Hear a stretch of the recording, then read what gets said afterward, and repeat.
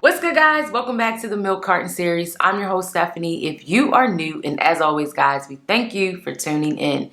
Welcome to day 3 in CRIMETOBER, where we will be doing 15 full episodes of Halloween theme stories, or just cases, period. But 15 full episodes for you guys.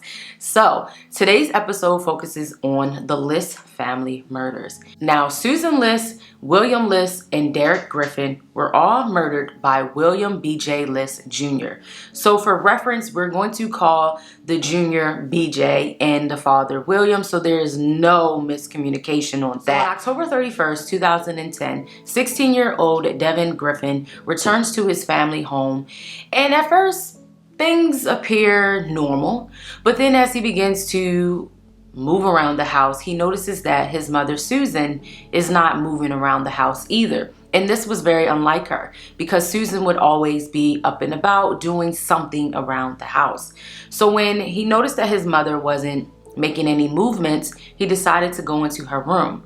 Now this is where it gets very crazy and strange. He goes into his mother's room and he begins to talk. He's thinking maybe his mother is asleep under the covers, right? And he's like, okay, she's not talking back to him. He begins to get very weirded out because he's like, okay, well, why is my mother ignoring me, right? So one of the foot was hanging offside the bed. And so he taps her foot. You know how you do, you go tap. Susan wasn't making any noises, and that was because Susan and William were both brutally murdered under those covers, guys. Under those covers. So Devin pulls those covers back and he sees such a bloody scene. And at first his reaction was he's thinking his family is playing a Halloween trick on him. But then he realizes this is not a Halloween joke, guys. This is not a prank. This is real life. Your mother and your stepfather are brutally killed under those covers. Oh my God.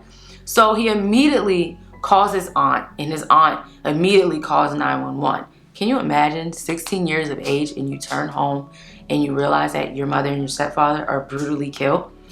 But it gets even crazier, guys. So when detectives come to the home, they realize that there's a upstairs and there is another brother, Derek. Derek was in this room, and it had been appeared that he was curled up inside the bed. So Susan was shot 3 times at close range, and it had been reported that she was raped. William was shot 5 times in the head and face. And I'm just like, how can you do that to somebody? Because William and BJ are biological family members, you know what I mean? Susan is the stepmother to BJ, who was 24 years of age. Now, Derek, he was also bluntly killed with, it had been stated, like a hammer with a blunt force object. I'm just like, what in the actual hell? So it had been reported that BJ suffered from schizophrenia. So BJ always had issues growing up. He wanted to self-harm himself. You know, him and his father, they had a relationship where he was trying to do everything for his son. And then he ended up finding out that BJ actually suffered from schizophrenia. And then as he met Susan, their relationship started to apart and drift, because Susan comes in and she kind of, not necessarily, I wouldn't say lays down the law, but she wants to set borders. She wants to set some type of organization for this family. It had been stated that William even filed guardianship over BJ because he had just been suffering from this schizophrenia, you know, and dealing with that. And so it was kind of like their relationship was already at a strenuous point. And then Susan is trying to, you know, help the situation, trying to get some type of structure going on.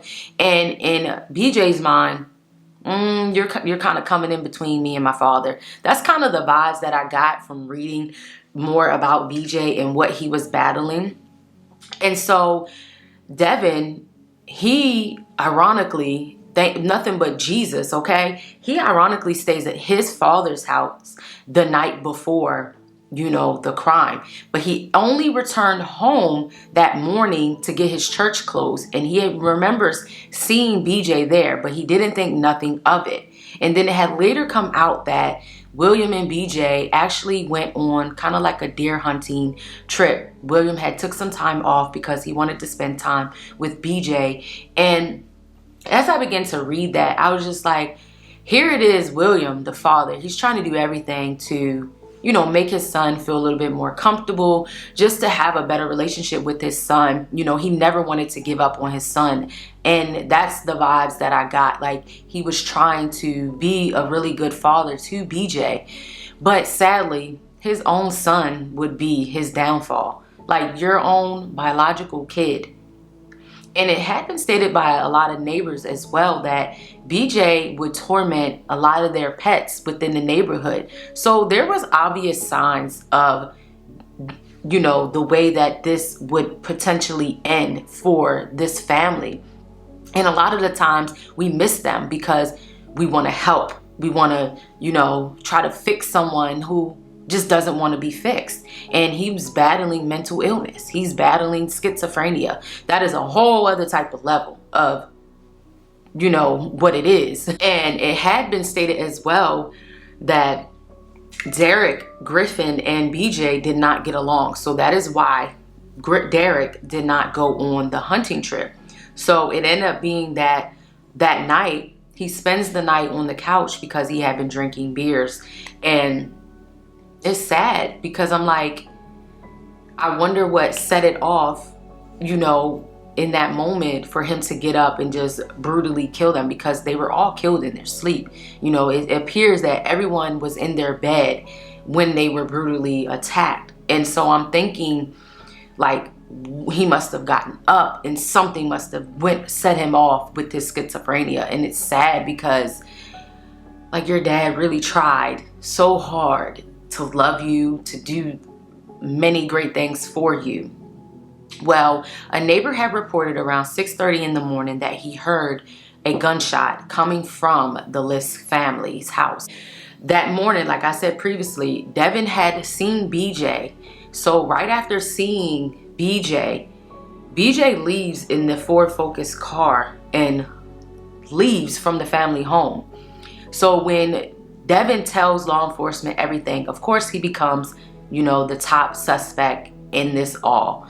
And what's even crazier in this case, as I read, and I'm like, it can't get any crazier, right? So of course BJ was convicted of the murders of this family, right? In April of 2015, William BJ Liske Jr.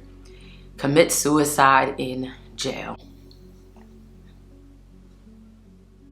When I thought I read it all, I said, are you serious? And it sucks because I don't battle schizophrenia.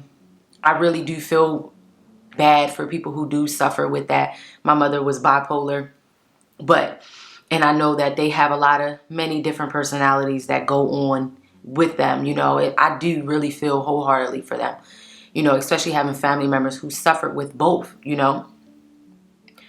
But I really feel like he couldn't handle what he did, so he decided that he wanted to take his life. And it had been reported that he did feel guilty for killing them after the fact.